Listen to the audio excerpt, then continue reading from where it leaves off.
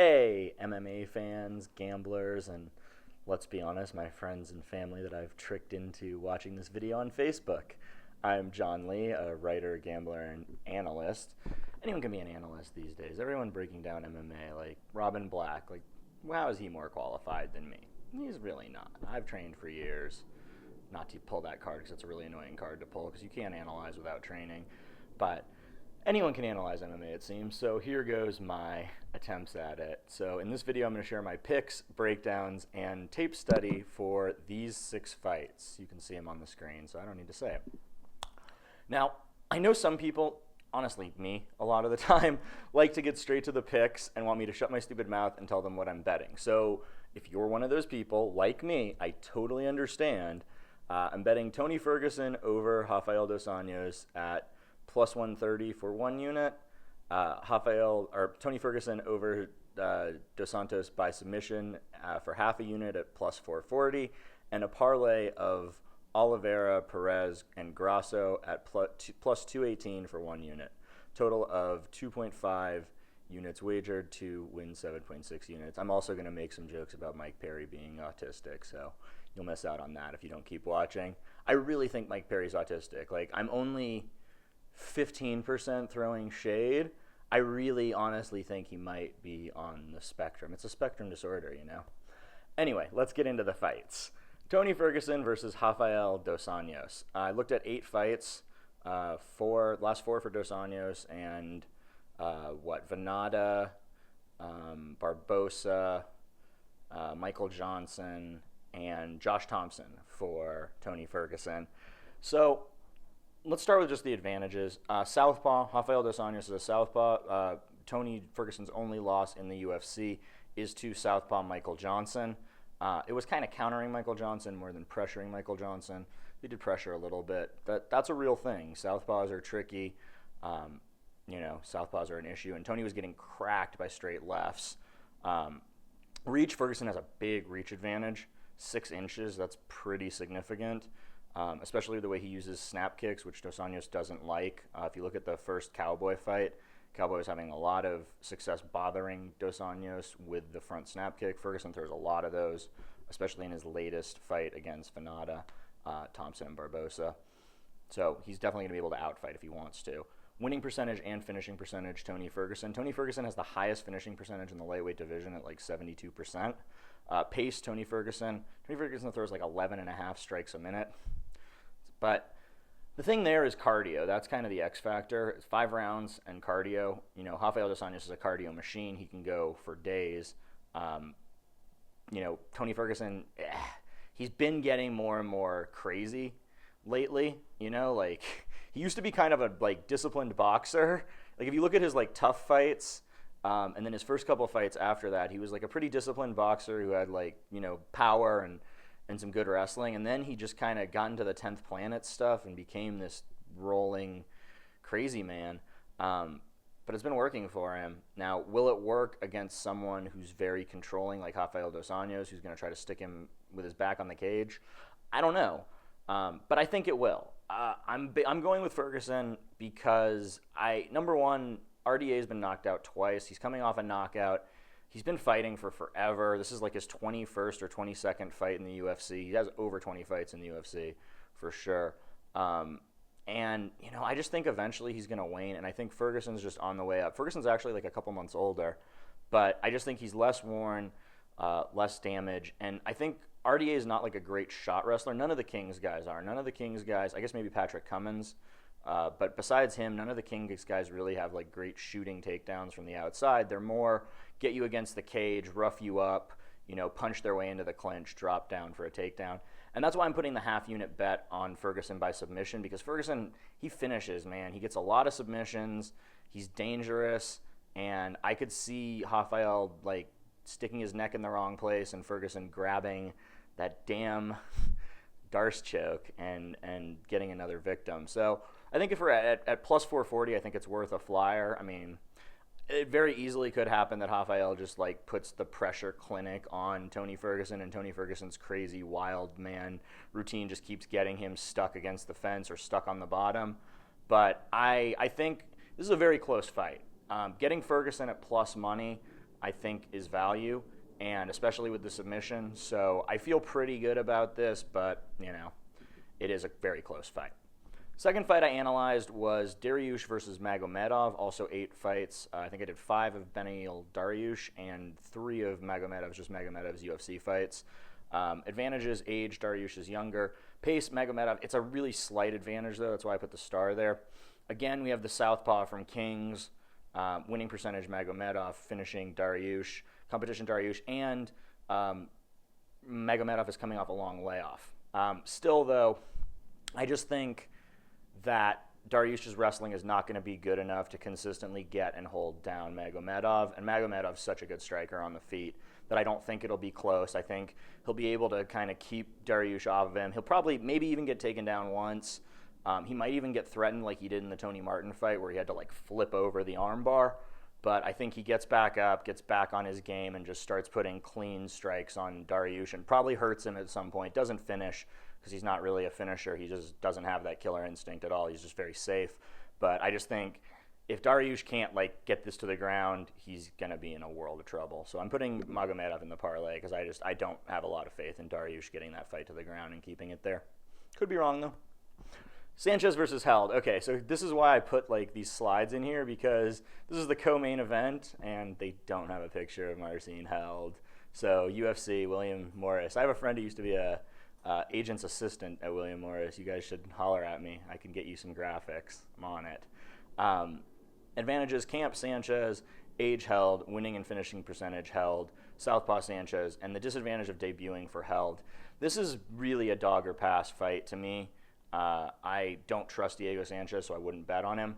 I just would not feel comfortable putting my money on Diego Sanchez. It'd be like putting my money on the San Diego Chargers. You just know that you're going to end up down 4 with Phillip Rivers having to go the whole 90 yards of the field.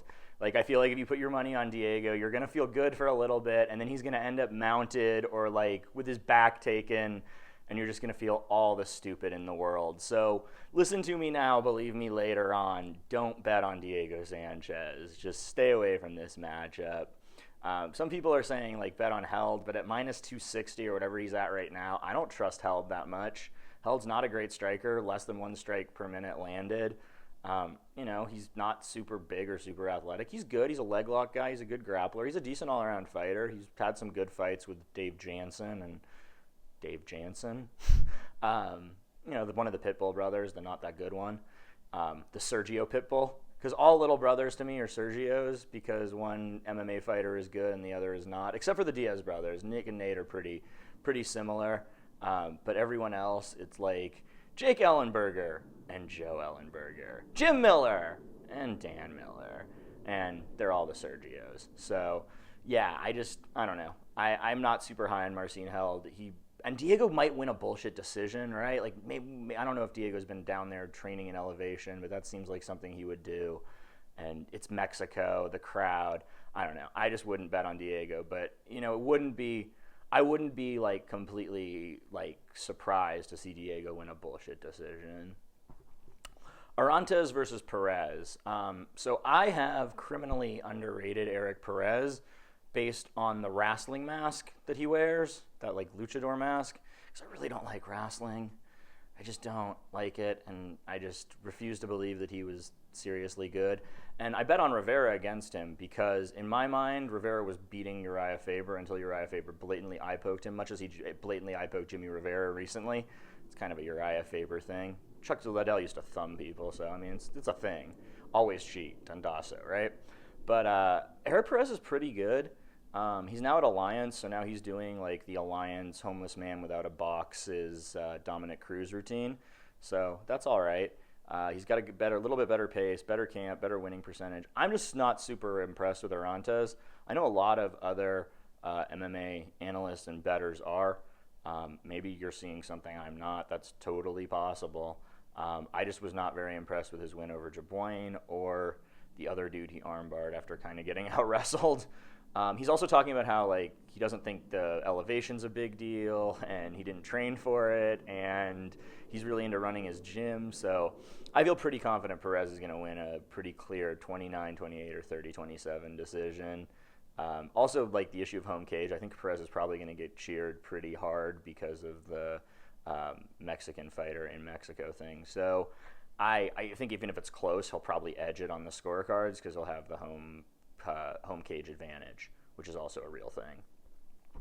Next, Lamas Oliveira.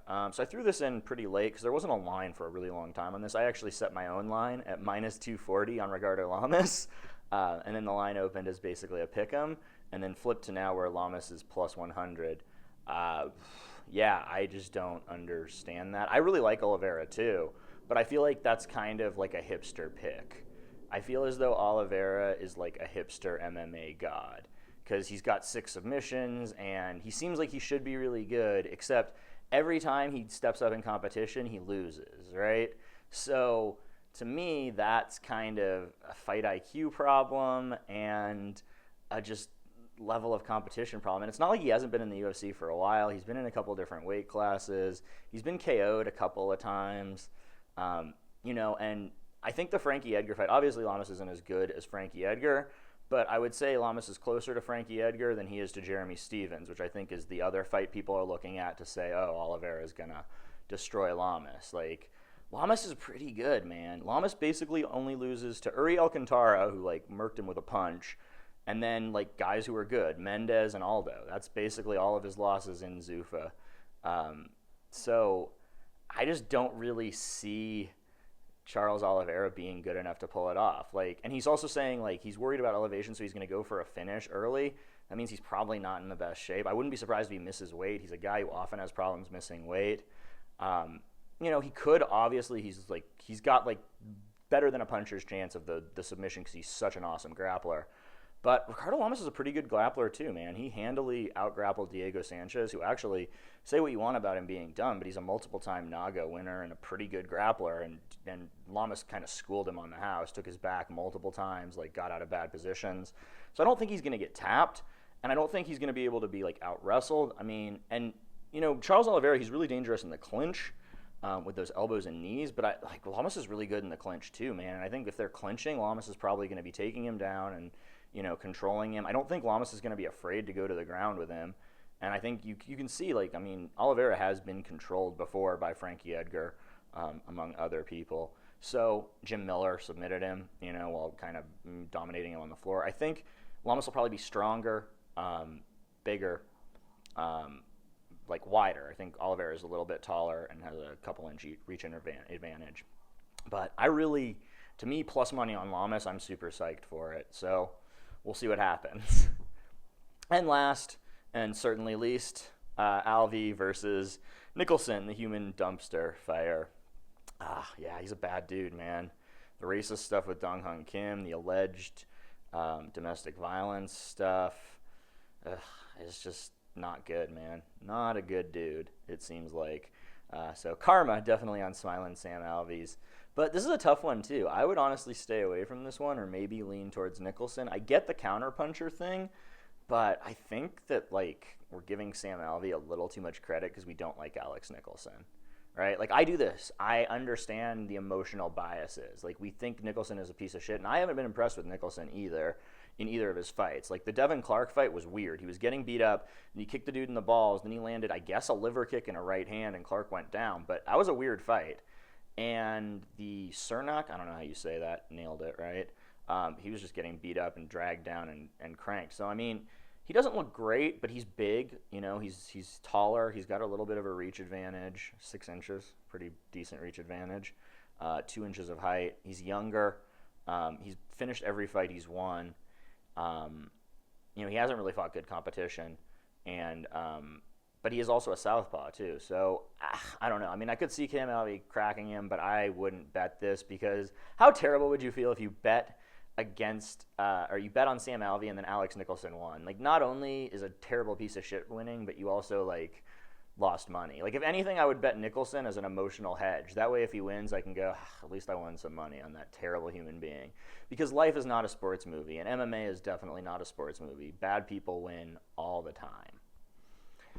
All right, let's recap. In this video, I looked over 6 fights. RDA versus Ferguson, Dariush versus Magomedov, Sanchez versus Held, Perez, Arantes, I don't need to read it. And I made these picks. Ferguson by submission plus 440, Ferguson over RDA plus 130, and a parlay of Perez, Magomedov, and Grasso.